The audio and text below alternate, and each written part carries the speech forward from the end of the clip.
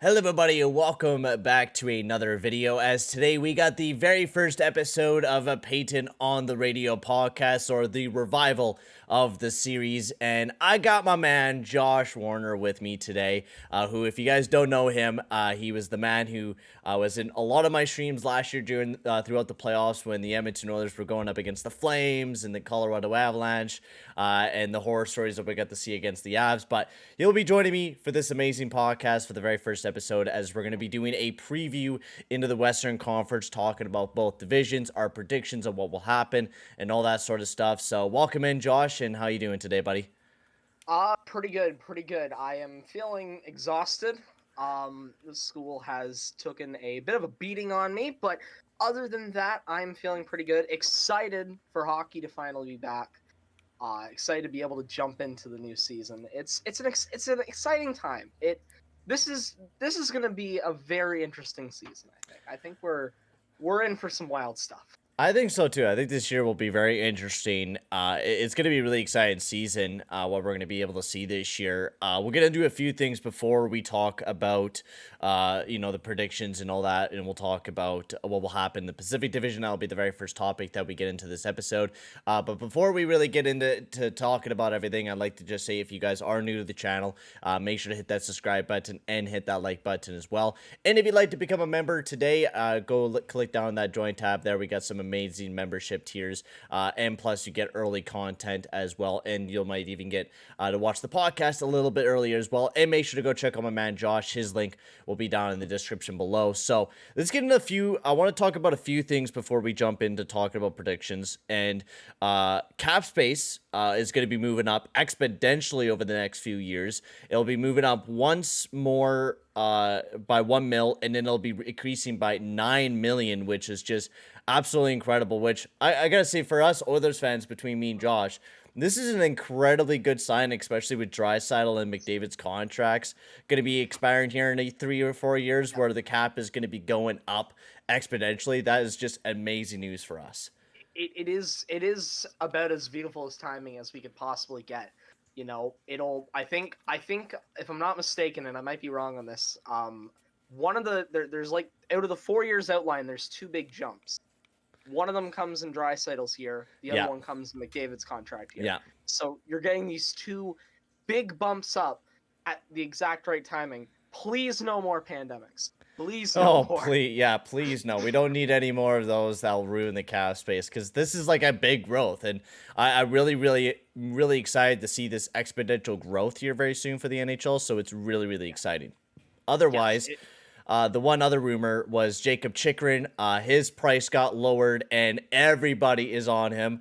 Apparently, Oilers fans don't want to give up Broberg to go after this guy, which absolutely boggles my brain, because I'd be willing to throw everything at Jacob Chychrun, especially if it means making the team a lot better for the now.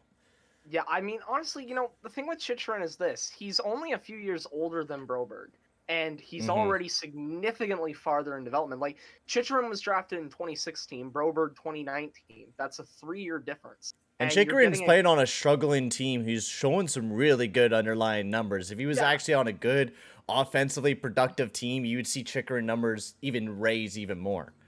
Yeah, like, imagine a left-hand side of Darnell Nurse, Jacob Chychrun, and Brett Kulak as your 1, it's 2, crazy 3. Good. Crazy good. Yeah, like, this might be a bit bold, but it would rival... It would, I don't know if it would be better. It would probably be some of the best competition, like Tampa's left side would have. Yep. That loaded up left side where it's... It used to be. I mean, with McDonough kind of gone, it's not as loaded up as it used to be, but still very much so is with Hedman and Sergachev, of course. But there's a few other players or a few other teams that are in on him. Sens, we've been hearing them. I think either the Sens or the Kings will quite honestly get him.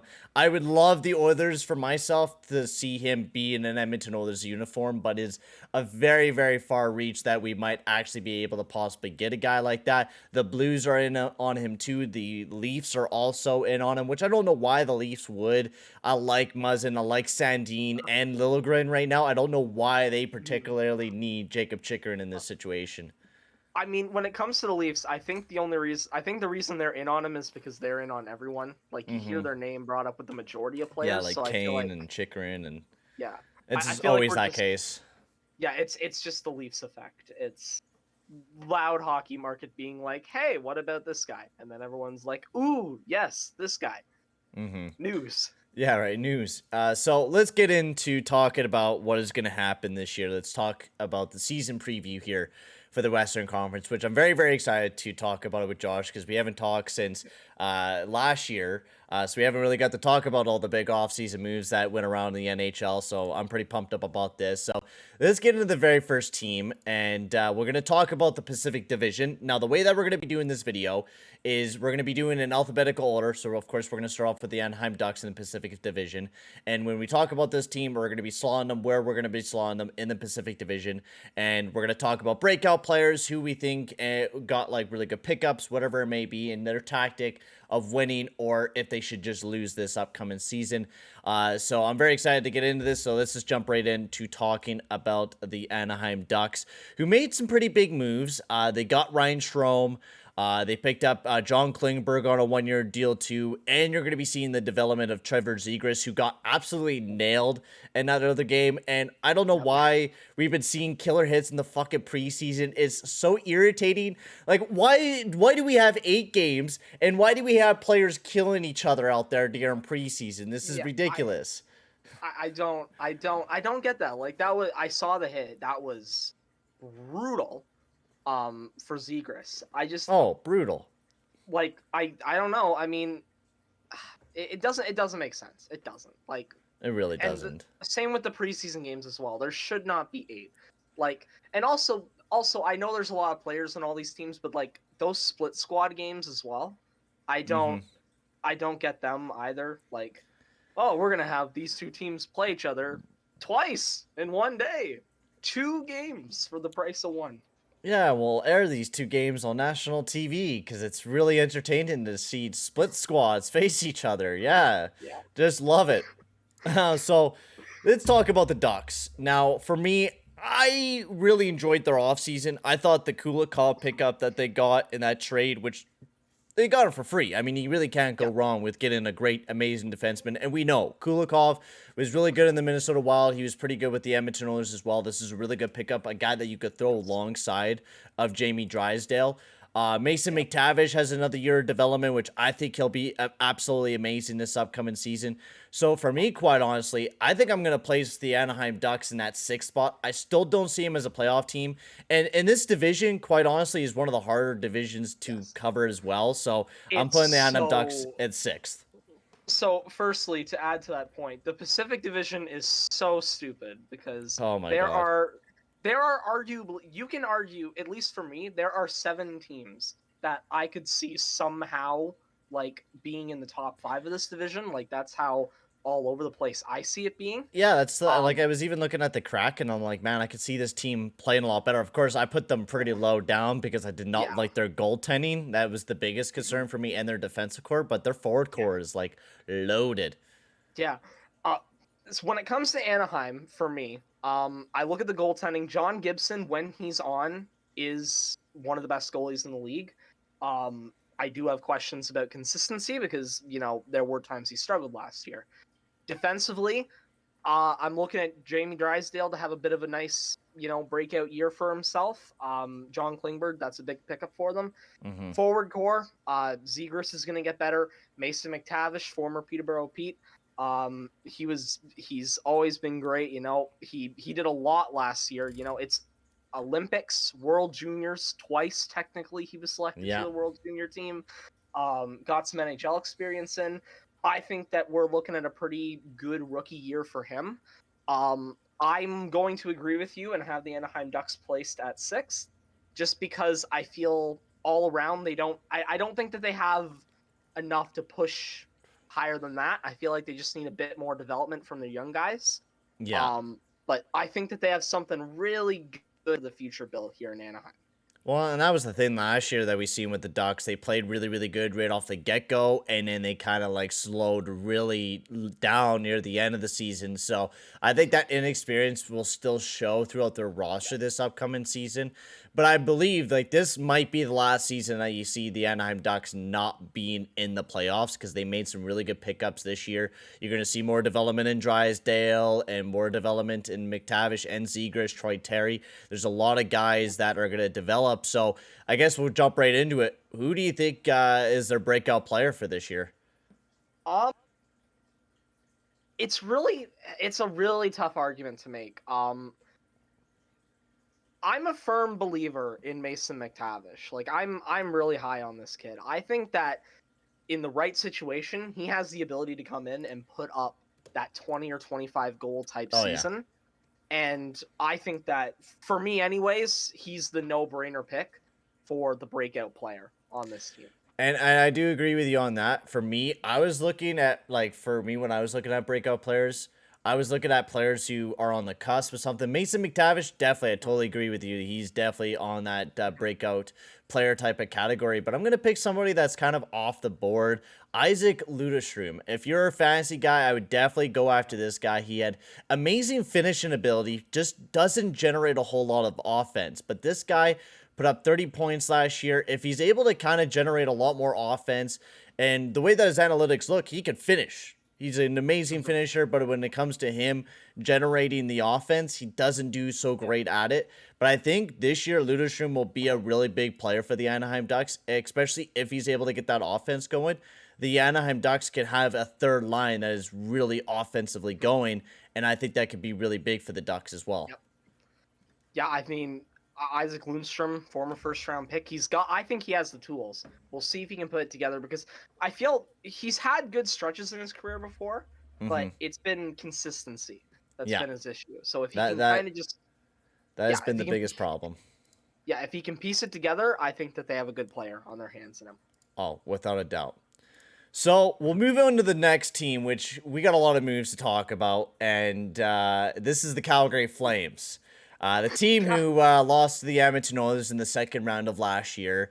In an unfortunate fashion, they lost Kachuk, they lost Goudreau, they lost the two big guys on the team, but they were able to trade away Kachuk and pick up Huberdeau, and not just that, Mackenzie Weegar in an absolute stellar of a move by the Flames. But then they handed out a big contract to Huberdeau.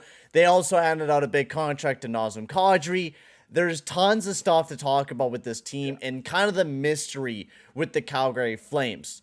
Now, for me, I think this team might fall off a little bit this year during the regular season, but I think this is going to be a really good team to keep an eye on during the playoffs. I really do firmly believe that. I don't think Kadri's going to have the biggest year that he had last year. I think he'll be still maybe a point per game type of player, but I think it'll be a little bit lower, maybe 70 at least.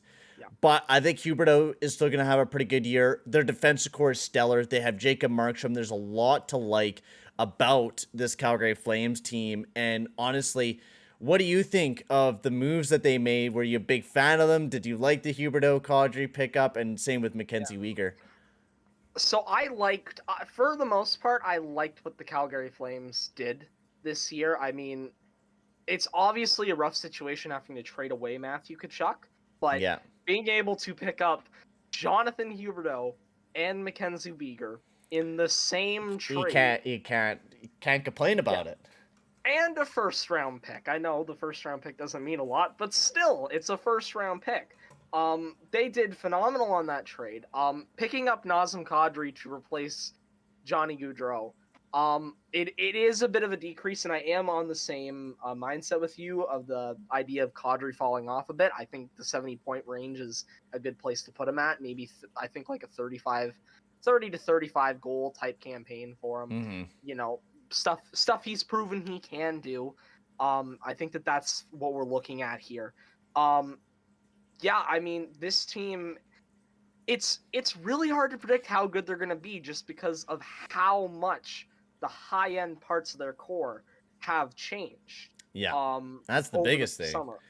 Yeah, And like Kachuk was one of the best wingers in the NHL. And you get Huberdeau, who's still very good, but Huberdeau's not as amazing defensively as yeah, compared to Kachuk. And I don't think Sutter's going to be able to change Huberdeau's defensive habits. We've seen many yeah. coaches that have come into Florida who've played a very defensive mindset, and Huberdeau has always sticked towards the run and gun type of offense. Yeah, he's a really good offensive player, but he is just the one-way player. So I am interested to see how he does adapt in that system. Mm-hmm. Um, but Calgary's a really tough team to predict where they're going to finish. They are such a tough team because you can make arguments that they're better and you can make arguments that they're not as good. Um, I have Calgary finishing second in the division Okay. because I look at the team. You know, the one thing you can say, they lose Goudreau and Kachuk and replace them with two forwards that are older. I think that team got a bit older this year. Um, I think Markstrom's going to be good. We'll see if he can be as good as he was last year. That'll be something to watch for me. Mm-hmm. Like I think we're still looking. He won't fall off a cliff, but will he be able to be like this near top 3 Vezina type goalie this year? Yeah. Um, I have them finishing in second. But I think they are more of they're going to be like a Tampa team where I think it's going to be more about going all for the playoffs Yeah. rather than worrying all about the regular season. So I have them finishing second. For me, I have them finishing third, and that's the biggest thing for me. I think a lot of the changes might affect the way that the team plays throughout the regular season. But for me, it's not that I'm dissing the Flames. If you're a Flames fan, oh, you're thinking we're dissing you. But no, this is just the fact that their regular season's more offense, and I see two teams that I think will just perform better than the Calgary Flames this upcoming season during the regular season. But I do feel like the Flames are definitely built for the playoffs. They have some real big leadership now in Kadri, who just went to the Stanley Cup Finals. I think there's some concern about their depth for me, quite honestly, when you're fielding Dubé, Backlund, and Lewis as your third line, and then the fourth line, who you just can't rely touching the puck between Yeah. Lucic, Rooney, and Brett Ritchie. That's just a line that you cannot rely upon to touch the puck like at all. So for me, I think I'm going to place them third. I think their defensive core is going to be amazing, and I think and their goaltending is going to be really good as well. So I'm really excited to see what that will do. So let's get into the breakout players. Who do you think is going to be having a really good season? And I kind of have two that I was just thinking of. Of course, one of them I think is kind of a long shot, but I think Dylan Dubé really needs to have a really big breakout season. He had a really good season last year, but I think they need to hit him to be a lot better this upcoming season and take that really next big step up.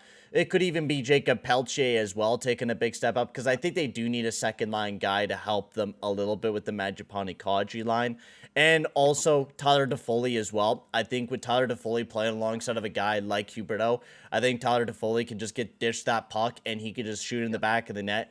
And you could potentially see Tyler Toffoli having a 30-35 goal campaign this upcoming season, playing alongside of Huberdeau. Yeah, I mean, alongside Huberdeau, he'll just be racking up assists. So Toffoli could very well just have this re-explosion type campaign. I on the when it comes to who I think will be a bit of a breakout player for them this year, Jacob Peltier is a really good shout. I kind of have a list of like one young player from each team that I think could do really well. So not fully breakout, but still kind of in that category. But Mm-hmm. one guy who's been a bit of a mainstay on the roster, who I'm looking at this year and thinking that they could take a big step forward. On a loaded defense, I think that Oliver Shillington still has the ability to show a little bit more. Pretty good underlying numbers from him. I still think that there might be a little bit more to untap when it comes to his potential. I agree with you as well. Shillington's a really kind of a piece that's going to be exciting this upcoming season because that left-handed core with Uyghur now there. I mean, he's right-handed, but most likely he's going to be playing on that left-handed side because that's what he was doing when he was with Florida. And then you got Hannafin, and now he'll be kind of pushed to the third end. So he's going to have a big year where he's going to really have to really push and prove himself this upcoming season. Yeah, he'll have to fight for minutes. He'll have to fight for recognition. So I think that there's going to be a bit of a motivating factor there behind him, which I think it's going to play to his benefit. Now, there's probably going to be some fan favoritism. As you guys can see, there's a lot of Oilers logos around us today. I have my Oilers hat on and then the flag in the background. So we're going to be talking about the Edmonton Oilers, and probably people are going to be, because I think we all know where we placed our Edmonton Yep. Oilers in the Pacific Division standings. And I will actually talk about the evidence and why I think that the Edmonton Oilers will place atop of the Pacific Division this upcoming season, because honestly, the Edmonton Oilers are a well-built machine for the regular season, and I firmly believe that with Jay Woodcroft this upcoming season being our head coach for a full season. He was like 26-9-3, amazing record when he took over the team. He was on pace to probably even take over for first place in the Pacific Division if we had him for majority of the season. Not just that, our offensive core is absolute killer. We have a pretty strong defensive core this upcoming season. And Jack Campbell, who honestly I think will have a really, really good season. Not just that, we have Stuart Skinner, who is also looking really good as well. So I think there's a lot of exciting pieces to talk about here with the Edmonton Oilers. And I think you already know where you're placing the Edmonton Oilers. Yeah. I also have Edmonton at number 1, and Yeah. I fully agree with you, because at the end of the day, this is a offensive-driven league in the regular season. If you have that high-octane offense, Florida's a prime example of that type of team. Like, if you have a offensive team, you're going to be first. Yeah, like exactly. Like, I know we're covering the West today, but like I predicted Florida to win the Atlantic this year as well, just because I still think they have that offensive punch, and I think that still is going to set them apart. But back to Edmonton, that forward core. I mean, McDavid, Draisaitl, Kane, Nuge, Puljujärvi, baby, he's gonna have a breakout season. I'm calling it now. Yes, he pulls Puljujärvi. I mean, he's already really good. We're just waiting for the goal scoring consistency to be there, and once that's there, Mark. I will say that right now. I'll say that right now. I'm agreeing with Anthony Stewart. I don't know if you guys seen the clip on Sportsnet, but I think Jesse Puljujärvi is going to have a killer season this year. Last year he was great during the start of the season and then got injured. I think if Jesse Puljujärvi has a full healthy season, not getting sick, nothing, I think this could be a really killer year for this kid. He's talking about how he did not have the confidence near the end of the season. He really wants to explode this upcoming season and really wants to have a big year. So I'm really, really excited to see what Puljujärvi will be able to do. And honestly, he's the easiest breakout candidate from this team that you could choose. Either that or Bouchard. But Bouchard's already proven that he can be really good. He just needs to improve that defensive side of his game. Yeah, on the breakout player front, I already, like, aside from his defense, I think Bouchard's already broken out. Yeah. Really. Oh, yeah. For me, Jesse Puljujärvi is an obvious breakout candidate, but the other one I'm thinking might have the shot here is Ryan McLeod. Yes. He showed a lot of glimpses last year, and I think he has that potential to step up and really grasp on to that third line role that it looked like he was like. He was so good at times. He was knocking on the door, being able to just be the permanent fixture there, and I think this year he'll be given the faith. I trust Jay Woodcroft to actually give young players a chance here. So I think he's going to be had the faith put in him. I think he could be in line for a good season this year. Well, he's really good defensively. He showed some great defensive numbers, and I think with that offensive speed that he does have, he's been really showing himself a lot more. So I'm really, really excited to see what we'll be seeing this year from Ryan McLeod as well. I think it's going to be a really, really exciting team. So the Edmonton Oilers, if you have a chance to watch this team, I would definitely watch it. It's going to be a very, very exciting offensive team to watch this upcoming season. So to kind of recap, I got the Oilers at first, the Flames at third, and the Anaheim Ducks at 6. And Josh has the Oilers at first, Calgary Flames at second, and the Ducks at 6. And we'll get on to the next team, which is the LA Kings, which I have a lot of optimism on this team. I absolutely love the Kings this year. I think the Kings will do really, really well with the addition of Kevin Fiala. I love Kevin Fiala.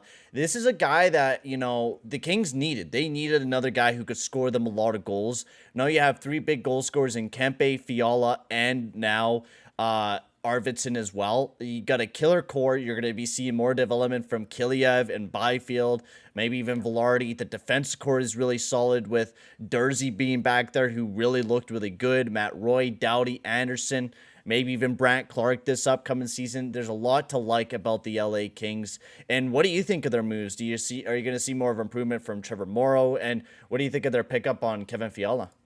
So I think the Kevin Fiala pickup is big for them. They needed that top flight forward, and now they add Kevin Fiala, which can really be that for them. Um, I like the LA Kings core, and I think that, just to say it, I have them in fourth. I think they still make the playoffs this year. Yeah. That being said, I do have a bit of a goaltending concern with them because last year Cal Pedersen was not the goalie we thought Hmm. he could be, and that means they're relying on Jonathan Quick, who is Yeah. starting to get up there now. And so I have a little bit of concern with the goaltending position, but offensively, this team has that ability to just be a wagon this year. If like you mentioned, if Arthur Kaliev and Quinton Byfield can take that next step forward, then I think this team could easily do better than how I'm predicting them to do. But I'm a little bit hesitant because of the goaltending to put them into the top three. And I think with Cal Pedersen, he's a young guy, so I think he will rebound this upcoming season. And for me, I'm going to be placing the LA Kings in second place because I think this team just has a lot of upside, especially with the way they play really well defensively. They can make goalies look really good. And if Peterson can have a really good bounce back season, which he definitely needs to have this upcoming season, especially with Quick starting to slowly decline in his game, I think the Kings will do really good. Now, this could totally go really bad for me because you never know how now the Canucks and Knights are going to really perform. That's my big problem, too. That's why it was really hard. But I Yep. feel like with the Kings' pickup and Fiala, their defensive core being really solid, I think there's a lot to like about this Kings team. And I think they'll continue to do better this upcoming season. And I think they're just going to have a really, really good season. And we'll get into some of their breakout players, which I think there's a few. I think Sean Dursey is just going to have an absolutely incredible season. But I also think the goal scorer in Arthur Kiliev, I think he's also going to have a big season where you might see him get, 20 to 25 goals this upcoming season. I really do feel like he's going to take that next step up and be a big player here for the LA Kings this upcoming Yep. season. And for me, I agree with you on those two. But my main pick for breakout player this year, the former number 2 overall pick, Quinton Byfield. Um, Mm-hmm. so much potential there. I think that this is the year he finally grasped it for a big time grasping of it. I think that this year is going to be his breakout year. Yeah, I can agree with you more. I think Quinton Byfield was kind of on my docket too of being a big breakout player, but I feel like with a big player, it takes him a few years. I think there'll be another year where he kind of struggles a little bit, maybe gets 30, 40 points, and then the next season really, really breaks out for the LA Kings. So I'm excited to see what will happen with him next. So we'll hop off to the next two teams. Will be kind of a quicker one because these are two probably of the worst teams that we're going to be seeing in the Pacific Division, and that is the San Jose Sharks. I'm just going to go right out there and say this team is definitely finishing last in the Pacific Division. I don't have a lot of hope for this team. I love a lot of their pickups. I think their goaltending duo is really good in Reimer and Capo Kaukonen. They're good. Matt Benning was a really good defensive pickup, but that's really their only good defenseman alongside a Radim Semic. Their offensive core is okay, but it's just a lot of good maybes. Maybe these guys will do good. So I have them finishing last in the Pacific Division this year. I mean, I have them there as well. I just I like the like I agree with you. I like the goaltending. I think James Reimer's pretty underrated. Mm-hmm. Um, I you know is there? I think Eric Carlson's playing this year. It's Mm-hmm. really a But it's question always mark as it's to what. always a question mark because he always misses like at least half of the season. He just Yeah. that's the problem with Carlson. He's just never healthy. Yep. Like the last like every season he's been with the Sharks, he's missed half of it. Exactly. Like there's just no consistency in his playing schedule there. But when he's healthy, he's a good player for them. I just they're a team that is getting older still. I mean, you look at their big offensive pieces. Logan Couture, I think he's right getting now, up like I there. don't know why they signed the guy to a long term there in Hurdle, Yeah. but like I think this team just got to do like kind of a quick retool. I like a lot of the prospects they do have in Eklund. I think he'll Yep. be fantastic. They got a lot of other good draft picks over this past recent draft, so I think just to continue to develop and see where things go. Yeah, I think that's exactly what I have to say about them as well. I just we'll see how it plays out. The hard thing about them doing a retool is they have all those big contracts and you have to find teams to take them. So That is the that biggest thing because no one wants to take Vlasic's contract, and you're stuck with yeah, Carlson for a few more years, so you're yeah, kind of stuck in a sticky situation. yep, So we'll talk about the breakout player right quick for this team because I mean it's a younger team, so I'm going to be looking at younger guys, and I see either yeah, William Eklund or one guy that I really did enjoy, Thomas Bertolo. He was absolutely amazing for the Sharks in like yes. those last 9 games. Hmm. Absolutely loved the kid. He was amazing, dashing all over the place. Great passer. You could wait to see, but Yeah. he's going to be having a killer season. And honestly, if those two guys have killer seasons, that could turn the whole season around for the San Jose Sharks, and they could do a lot better than being in last place in the Pacific. Couldn't agree with you more. Eklund was the main guy that I had on my mind. Bordalo is a great shout as well. You know, if I were to throw in a third name there, he kind of already broke out a bit last year, but I think there's still a bit more to untap. Alex Barabanov, uh, Yes, he'll yes. he'll be there. I think that there's a shot for him to break out a bit. But yeah, there's a lot of interesting parts on this San Jose Sharks team. There is. So we'll start banging out a few more of these teams here right quick. The Kraken, Yeah, team that goaltending was absolutely dreadful last year. They placed last in the Pacific Division last year. They got Shane Wright this past season. Matty Beniers looked amazing near the end of the season. There's yeah, a lot to like about their offensive core, but when you look at their defensive core, there's a lot of mystery, and in their goaltending, I still think that this Kraken team offensively they might do a lot better, but I have a hard feeling that somebody like a Burakovsky might fall off a little bit this upcoming season. There might be a few other guys that fall off offensively just because just this team is I don't know. There's a lot of mystery and yeah. you can look at their offensive core and be like, man, this team could be really killer, but then their goaltending, I think, really weighs them down. And I think that's what's just gonna happen this upcoming season as well. It's that their defense and their goaltending is just not gonna hold up very well, and I have them finishing in seventh. I agree with you on that front. I don't think Philip Grubauer is going to be as bad as he was last year, just because was he really bad last year? I don't I think it'll be pretty hard for him to top his level of play last year in terms of negativity. Um, but I still just don't think that this team has enough. I like you say, the defense has a lot of mystery on it. I don't think that they have the defensive pieces. Like they don't have any. They have solid defensemen, but they don't have a great one yet. Yeah. And I think that that might be something to target next year for the draft, picking that next core part of the defense. But I'm going to put the Seattle Kraken in seventh because I don't think that I think it's going to be tough for them to pass that ceiling. But at the same time, I could see them doing it just because their offense. They're a mystery. They really They are a really mystery. are. They really are a mystery because there's a lot of different variables. Like the Grubauer really pops off this upcoming season, then honestly, you could see maybe this team be a playoff team, but it's just such a tough division to kind of get good randomly because you got Vegas, you got Canucks, you got the Oilers, you got the Flames. The Pacific Division's really turned into one of those divisions that was kind of like weak, but now it's just like kind of like pretty strong almost throughout the entire division. It's starting to get really, really spicy, and it's going to get more spicy over the next upcoming season. So, yeah. Also, breakout player, right quick. I have Ryan Donato this upcoming season. Either that or Matty Beniers, but he was already kind of breaking out a little bit last year. But I think Ryan Donato, because he's been placed up alongside of Matty Beniers. So I think those two guys will have a crazy season this upcoming year. I have Matty Beniers. I think that he continues his assurgence to the top. I could even see him being like top line for the Kraken by the end of the season. I think that he's got that much. I think he can do that well this year. Mm-hmm. So we'll jump on to the next two teams of the Pacific Division. We got the Vancouver Canucks, which I'm pretty excited to talk about this team.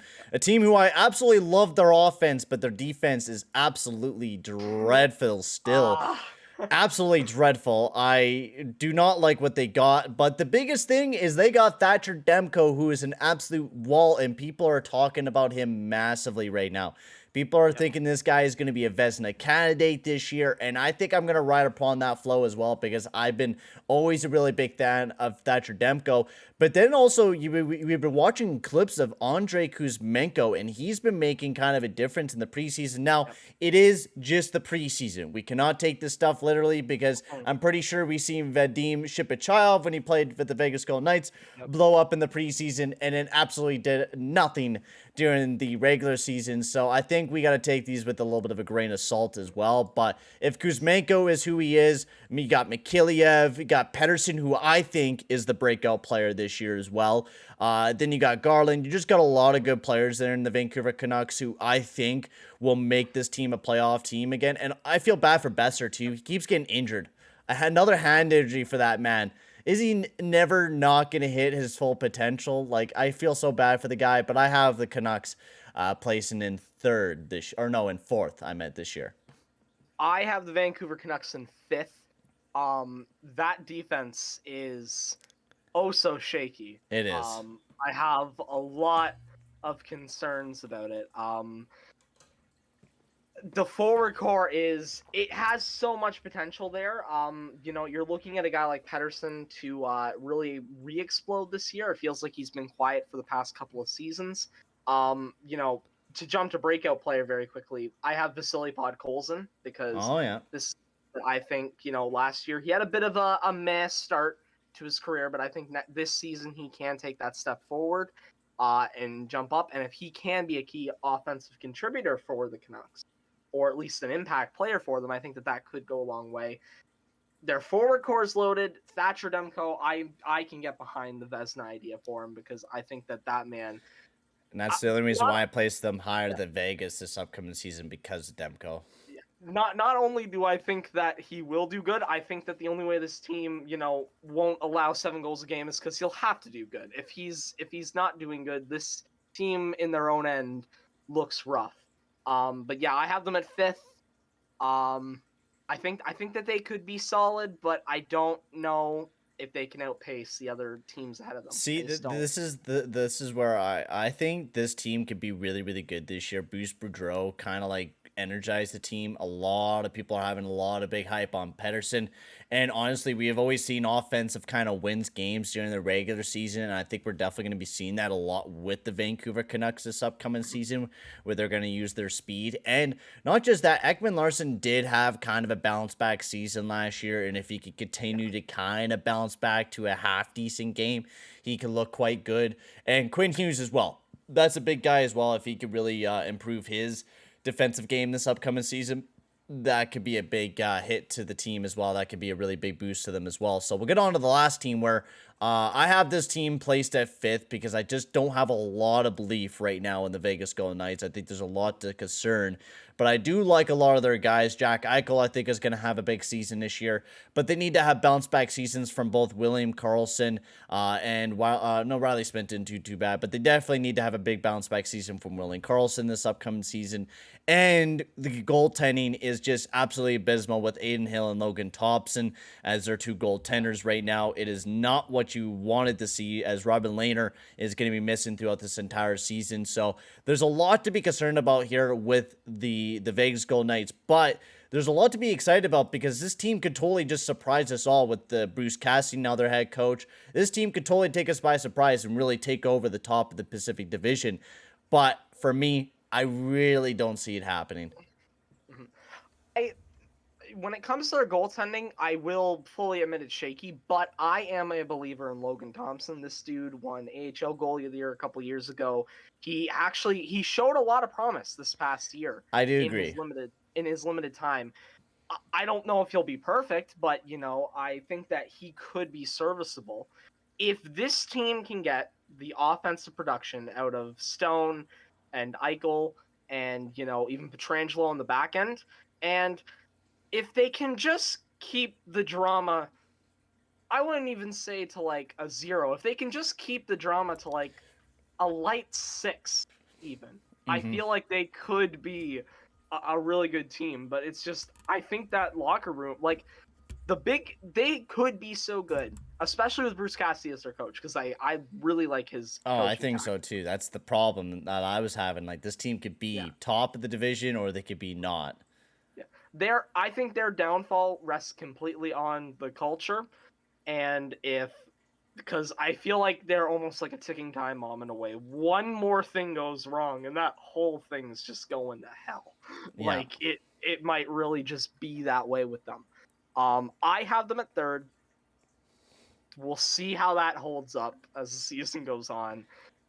How can I you feel be? like we're gonna be very wrong with these specific division predictions, man. Like I could already feel it in Yeah. my gut that we're just gonna be horribly wrong about every team in this division because that's the problem. I was like, man, I don't know, man. I don't know what team is gonna go where. I think I'm making a wrong prediction Yeah. here. Like it's so hard to figure out which team is gonna go where. Yeah. Yeah. It's a mess. Like I don't know. I can't. I don't. If I can find, I would love to meet the person who's confident about their Pacific Division predictions this year. I'd love to Oh, meet that it's person. gonna be tough. All right, so what's the breakout player, and then we'll hop over to the Central Division. Oh God, I don't even know at this point. I mean, I normally when I look for a breakout player, I look for a young guy, but they don't really have any of them I think it's going to anymore. be Jack Eichel. I think this guy has a 100-point season this year. I think I've always been high on Jack Eichel as being a top tier player. I think he could very well bounce back, and I think that for this team to succeed, he'll have to bounce back in a big way. So I agree with that. I think Jack Eichel. I think Jack Eichel's going to have a massive season. I really do believe so. It's the reason why I picked him in my fantasy draft, like really high up, because I just have like a very high firm belief that the guy is going to be absolutely insane. But we'll move on to the Central Division, and I think we'll get through these two teams real quick because these are the Tank Watch teams, the Yeah. Bedard Watch teams, and we don't really need to talk about them for too long. We got the Arizona Coyotes who are absolutely abysmal. They didn't do a whole lot this past offseason. They're still trying to trade away Jacob Chikrin. I think they're going to be placing at 7th, and then we'll quickly go over to Chicago. They're also rebuilding, going for Bedard, who have Mrazek as their goalie tandem. I think, honestly, with that Mrazek tandem, they are finishing last in the league. They're getting 8th. Yeah, I have them. I have them in flip order. I boy, I would love to see Chicago finish last because, well, if they can finish last and not win Bedard, that'd be best case scenario for me. I don't like the Blackhawks. Um, I just don't. There's a lot there with them, and There's a lot of past stuff with them. it's not just the bubble series. That's not the only. That's the least of my reasons I don't like them. But besides from making fun of Chicago, I just they do have Patrick Kane and they have Jonathan Tays. They do have some like Seth Jones. They have him. They have some high end pieces of talent, which Arizona really can only match with Keller and Clayton Schmaltz Keller, and Chikrin. Schmaltz, and then Chychrun, who might be gone, Yeah. like by next week, Yeah, before legit. the season even starts. I just think that Chicago has a tad bit more. Plus, I don't think Peter Mrazek is going to be great, but I don't think he'll be Toronto bad. I think he'll find like a new. I think Slightly Mrazek, better. honestly, Mrazek gets injured like first 2 games of the season, and the Blackhawks are just gonna have to play like 50 billion different goalies. Yeah, I just don't think that they're gonna be playing Stalock, and Stalock will most likely get injured, and then they're gonna just have to deal with Arvid Soderblom and Jackson Stupa. They're gonna be they'll be having to deal with those 2 guys. they'll be like the new Philadelphia Flyers of 2019. Yeah. Just here is we have 17 new goalies this year. Like it'll be like that Cleveland Browns quarterback jersey. Mm-hmm. Um, I yeah, I don't know. I think I just see Chicago being a bit better. I have them 7. I have Arizona 8. And man, when it comes to breakout players, I mean, That's the problem. Like for breakout players on 2 horrible teams, it's like who do you yeah. go for? I'm going with Barrett Hayton from Arizona and then Taylor Mhm. Radish from Blackhawks. I decided to just go the rookie route with these ones. If I'm not mistaken, it looks like Dylan Guenther has a good Yeah, shot at making I think the so. He's Coyotes. definitely guaranteed making it this year. I think he Almost. could. I think he could have a really good rookie year this year. And for Chicago, Lucas Reichel, former first Mm. round pick. That's a bit of an under the radar type guy. I'm not Lucas sure if he's Reichel, I've been hearing a big thing about him. He might be a big player this upcoming season for the Blackhawks, so I definitely watch out for him as well. yeah, he's someone to keep your eyes on. All right, well, now we get to talk about the fun teams and not the Hey. horrible tanky teams that are going for Bedard. We get to talk about the Colorado Avalanche. I am so pumped up to talk about this team, Josh, because they won the Stanley Cup last year. I know they beat us in the as the Edmonton Oilers, but honestly, I could care less. I want to say one quick thing in this podcast as an Oilers fan. I think it's so funny how Flames fans really think it's a burden that we got swept by the Avalanche. Honestly, I feel nothing but respect because I love the Avalanche. And we didn't get beat by the fucking Flames, so I'm even happier. All right? And yeah, we won 8 playoff games. I don't think I'm gonna complain about this. I don't care about that we got swept. I wasn't even expecting us to make it to the conference finals, for crying out loud. But anyways, let's talk about the Colorado Avalanche here. They did absolutely amazing, I would have to say, during their offseason. They lost a lot, but they got back a decent amount of players. Their defensive core is still the same. Georgiev, new goalie, which brings in some big question marks, but I think Georgiev will definitely have a bounce back season. Not just that, I think Newhook is definitely, without a doubt, the breakout player this year. Evan Rodrigues, who I love that pickup. He was amazing. I think this is easy. Colorado, top of the Central Division, easy. I agree with that wholeheartedly. I still really like that team, even without Kadri and Burakovsky. That team still just looks a little bit too good.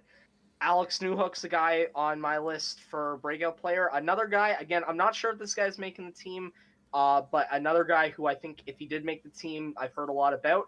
Martin Kaut, he's another former first-round Yep. pick, I think 2018. I think that he does have some skills there, and if he can make it to the NHL this year, I think he can put it together. He played really well with the Eagles there, was a good goal scorer, so maybe we could potentially see him in the future. But I'm really excited. This Colorado Avalanche team is without a doubt another Stanley Cup contender with Nate McKinnon also getting that big contract extension, $12.6 million as well, $100 million over the next 8 years. Crazy big deals going around. And honestly, that's just going to be another nice contract that is just going to age so nicely with the cap going up for the Avalanche. Like for us, we have those like kind of the big contracts when the cap wasn't going up a whole lot, but Colorado's just gonna have that nice spike in the cap while they gave Nate McKinnon that new contract extension. Perfect timing for it. But I really love this team. It's a really exciting team to honestly, it's gonna be a fun team to watch and fun team to see in the playoffs, without a doubt.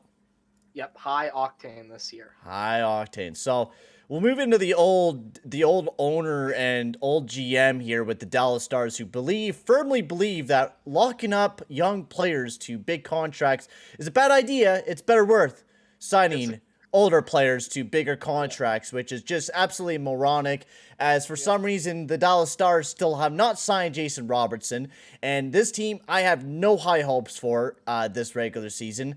I really like their move for Mason Marchment. I think their defense is good. I think Jake Oettinger will definitely be the big game changer for the reason why this team might jump into the playoffs, because quite honestly, I'm already going to say it, St. Louis, I have them a little bit ahead of the Dallas Stars. Those two teams can interchange. Quite honestly, just depend on how the goaltending goes for both of them. But I do see the Dallas Stars going in 5th. Love a lot of the moves that they did make, but their depth is still scaring me, and I don't think Pete DeBoer is the coach that fixes this team. It's so tough because, the thing is, there are so many. I like a lot of the players on the Dallas Stars team. I mean, Miro Heiskanen on the blue line is phenomenal. Jason Robertson and Rube Heinz up front, that's great. Jake Ottinger, if he can keep building off of what he did in the playoffs, good God almighty. But then you get Tyler Seguin and his analytically proven worst contract in the league. Sitting there, it's really, there's just this is an unpredictable team. This team belongs in the Pacific with how unpredictable they are. I have them in 4th, just because I do like a lot of their young, ironically, at least the Stars owners would find this ironic. I like a lot of their young players, and I think that I have faith in the young guys kind of exploding. They finish 4th if they can re-sign Jason Robertson, if they can get him back, because That is an underrated story. Imagine if they're not able to get him back. Imagine if it doesn't happen. That would be Jason Robertson's a big reason why this team has actually been staying afloat, quite honestly. Like, if they yeah, didn't have Jason Robertson last year, this team is without a doubt not a playoff team and not even in a good caliber. Like, Jason Robertson's a big reason why their winger core is doing still so good. Because of the fact that he sprouted out and is just an offensive all-star. This is an absolute guy that you need to lock up and pay big money for and not waste your time with. yeah, yeah. That's what logic says. I mean, just don't ask the Stars owner that, or else he'll just say he'll just he'll just stare. He'll look at you dead in the eyes and just $4 say million for 2 years. 6.5. Take it or leave it, in a really intimidating tone. So, what's your breakout player here for the Dallas Stars this upcoming season? Jake Ottinger. It's gotta be Jake. I mean, I think Jake Ottinger already kind of had a breakout season last year, especially during the playoffs. I think this guy's already kind of proven himself. But I think for me, it's either Gurionov or Thomas Harley in the defensive core there. I think Thomas Harley's going to have a massive season this year. Another guy a little bit lower down I could see having a bit of a breakout, Ty Dellandrea. Yeah, well. I heard he actually made the roster this upcoming season. Of course, he's injured to begin the season, but he's actually penciled in to be on the starting roster there for the Dallas Stars. So that's another exciting player to definitely watch out for. Yeah, it's such a weird team because it's a mix of these young guys who all look like they could be good, and then, just middling veterans at this point in a way. Mm-hmm. Yeah, it's a team that I feel like is going to be very much rebuilding here very soon. I don't think there's going to be a whole lot of time left for the Dallas Stars before they see their playoff window start to dwindle. And I think that's why this year they're kind of that tweener team, because you could totally see them being in the third, fourth area, but you could also see them being in the fifth, sixth type of area as well. So very interesting team on what's going to be happening with the Dallas Stars. And we'll move on to a very exciting team who is basically guaranteed to make it to the playoffs, and that is the Minnesota Wild. There's so many exciting players to talk about with this team, all right? Matthew Boldy, Kirill Kaprizov, and the whole story with Kaprizov this year almost being stuck in Russia this past offseason, which was scary. There's so many exciting players here for the Wild, and what were you going to say there? I was about to say, I forgot that happened. Yeah, so much has happened. So basically, like, from what Bill Guerin said, they were actually very scared that they didn't even know if they were going to get Kaprizov back. Like, it was absolutely scary for Kaprizov and his family and stuff. Like, it was crazy. Read the Athletic article on it. Crazy.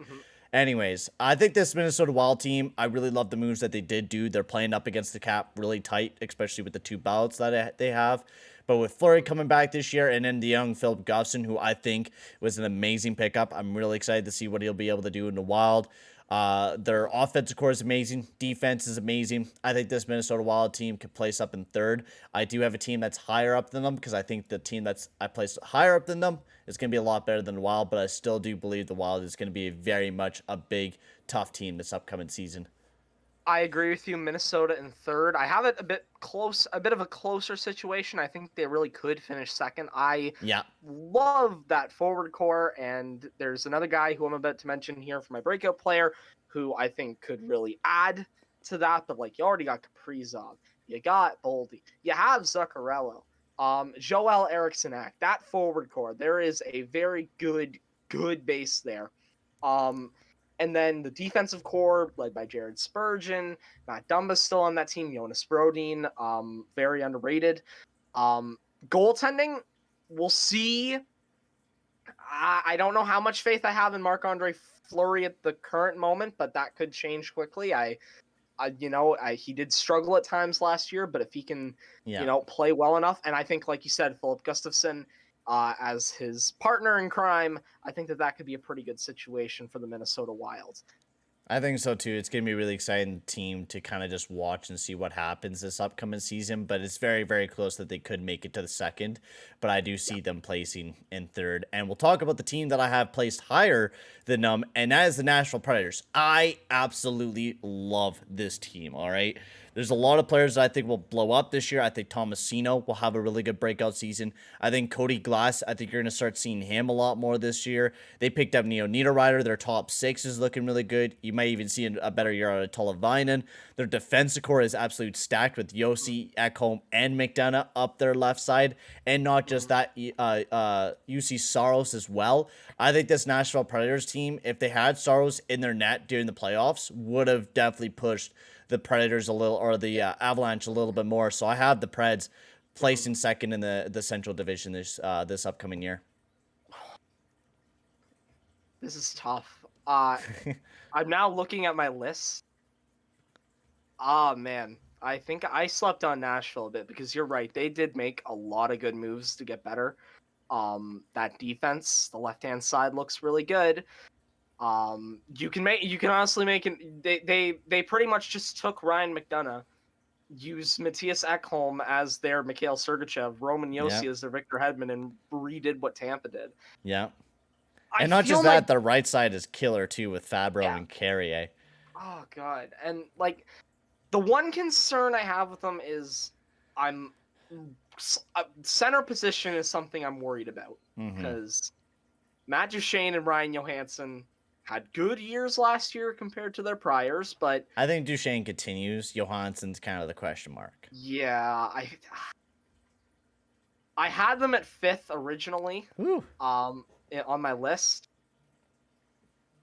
I think I am going to move them up one spot, so I hope you don't mind this. Oh I'm no. revising. I'm revising on the fly. I'm moving Dallas. I'm moving Dallas down into 5th, and Nashville up into 4th. I would move Nashville higher, but it's just the team I have in second. I'm Pretty still high on. pretty confident in.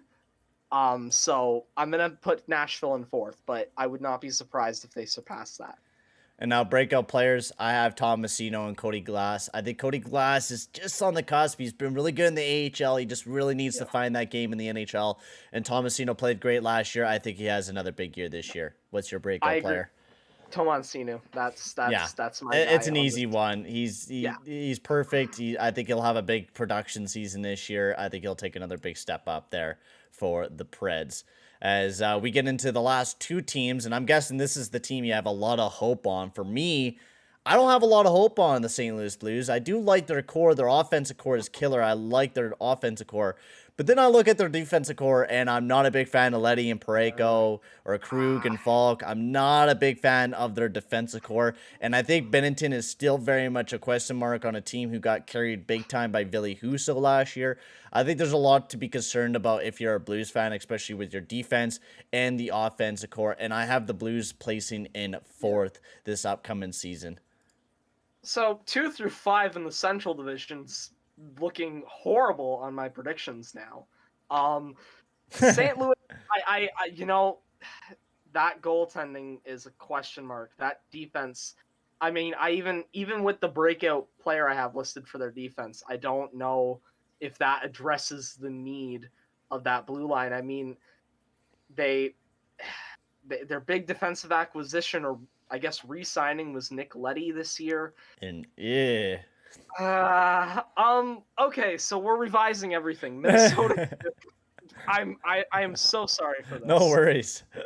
So I'm moving Minnesota from 3 to 2. Yeah. I'm moving Nashville from where I had them originally at 5 up to 3.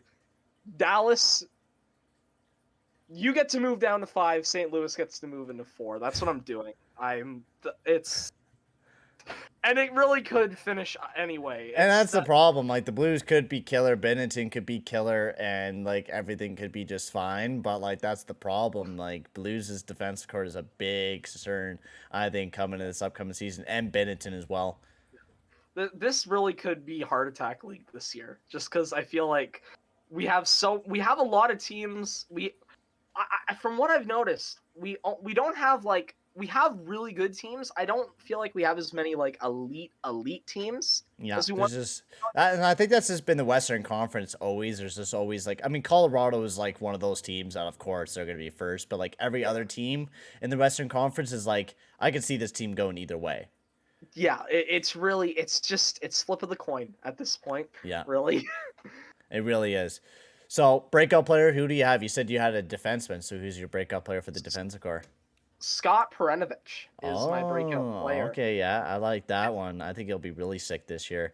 Yeah, Um, former I think Hobie Baker winner, if I'm not mistaken. It was dealt with some injuries. I think he's due for a breakout year. Honestly, I kind of agree with you. I think I might go with the same guy because I didn't know who really to go with out of the Blues. It Mhm. was either that or Klim Kostin, but I do like Scott Peronovich. I think he'll have a pretty big season offensively. He's really capable, did really well in the AHL this past season, so I think he'll definitely be a really good player for the St. Louis Blues. And we'll get into the last team of the podcast, and that is the Winnipeg Jets, the absolute gong show. They got Rick Bowness as their new head coach. They ripped Wheeler of captaincy. Their defense sucks. Hellebuck is a big mystery. Plus, they got David Riddick as their backup, and I don't know what the hell they're thinking about that one. So I have the Winnipeg Jets finishing in sixth, and I just don't think the Jets are going to have a good season this year. Yeah, I agree. Winnipeg in six. To paraphrase my thoughts on this team, the Jet has reached the tarmac, and it's not in one piece at this point. It is this team. I don't know what to like.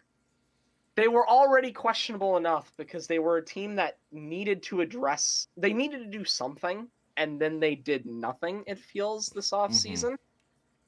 And now we've added to it by looking at the captain, who was already there was a lot of question marks surrounding Blake Wheeler, and then they decided to throw some gasoline onto this fire by stripping him of the captaincy. Yeah. We'll see if that helps. They no longer have a captain now. I don't six. They get to be sixth until they prove otherwise. And honestly, I could see a world like I think there is a simulation where Arizona somehow where Winnipeg falls into seventh or eighth over Oh, Chicago. especially if they get maybe some injuries and they just don't perform very well. Without a doubt, I totally agree with you on that. You could totally I see this mean, team fall off. no offense, but this team I think needed a bit more of an offensive mind as head coach. And Rick Bonus is not that guy. Not that It's guy. not. It's like they had a mix of Paul Maurice and Dean Lowry, and one of them is a known defensive coach, and the other one just cared about playing his son all the time. So, I don't know what to think of the Jets. Just And it's a lot. It's a lot of big question marks with the Jets. And for me, my breakout player, we'll get into that, is Cole Perfetti. I think he's just gonna have an insane season this year. I'm really excited to see what he'll do. Former 10th overall pick back in 2020. I think he's gonna have a really big season for the Winnipeg Jets. And what do you have for a breakout player there? I think Cole Perfetti will do really good for them, but this team's looking for a defenseman, and I think that if he's given the shot, Vinny Heinola. This is kind of a bit of a make or break year for him. I think so too. I think he does have the ability to be really good, but we'll see how much faith the coaching staff puts into him. So we'll get into the last and final thing, and that is the wild card. So we already know our top threes and everything. So my top three is the Oilers, Kings, and the Flames. In the Central, I got the Avalanche, the Wild or the Preds, and in the Wild. And what do you got for your top three in each division? My top three in the Pacific, and I'm just rewriting my Central really quickly here, so I don't mess it up. My top three in the Pacific is Edmonton, Calgary, and Vegas. Meanwhile, in the Central, my top three is Colorado with Minnesota and Nashville. All right, and I'm just gonna go straight off the get-go. I think the two wildcard teams come from the Pacific this year. I think the Pacific is gonna be a big time this year. Now, I could be totally wrong, but I'm just gonna go out there for a hot take. I think both the Canucks and the Vegas Golden Knights make it into the playoffs this upcoming season because I do think the Vegas are gonna have a bounce-back season this year, and I think they're gonna play really, really well. They could even do better than what I'm predicting them at fifth. But I think with this year, I think I'm just going to go with the two teams out of the Pacific Division this year. So I'm going LA definitely as my wild card number one. Yeah. And they will control the wild card race. And then I get to pick between Vancouver and Dallas in this one. Ooh. I'm going. Boy, that's a. Don't you have the Blues at fourth, or did they? I moved them to fifth. They can. I think I put them at fifth when I re-ranked. I can't remember. They're at fifth now. Anyways, they're there. And they don't get a playoff spot this year. Oh wow. Yeah, they can take a seat. I forgot that Nick Leddy was like the big thing for their defense this year, and that now it's Jordan Binnington. I can't remember who their backup is. Thomas Greiss is now their backup this year. Yeah. Yeah. My hype on them has fallen drastically over the past 5 minutes.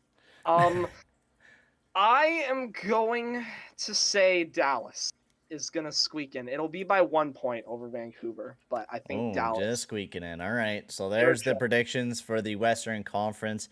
Thank you everybody for tuning into this first amazing Payton on the Radio podcast. Make sure to hit the like button, hit the subscribe button. Go check out my man Josh. Any things you want to shout out right quickly before we sign off here? Go check out my YouTube. I haven't posted there in a bit, but I'm looking to get back into the groove leading up to the regular season. My Twitter, that's where I talk about a lot more things. I send out stuff there fairly often. And yeah, that's really it on my front. Yeah, all his links will be down in the description below. Go check out my man Josh. We're trying to get him up there to a big 200, right? We're close to 200. We're not. We've just crossed 140ish, if I'm not mistaken. Well, let's get this guy up to 200. We're gonna get him out to 200, so make sure to go check out his channel as well. Thank you everyone for tuning into this amazing podcast. We're gonna have another episode out next week. We're gonna have another special guest as we're gonna be talking about the Eastern Conference side of things. So make sure to tune into that podcast as well, and that'll be released around next Friday. So thank you very much for tuning in, guys. Make sure to hit the like and subscribe button as well, and we'll see you guys all in the next one. Adios, amigos.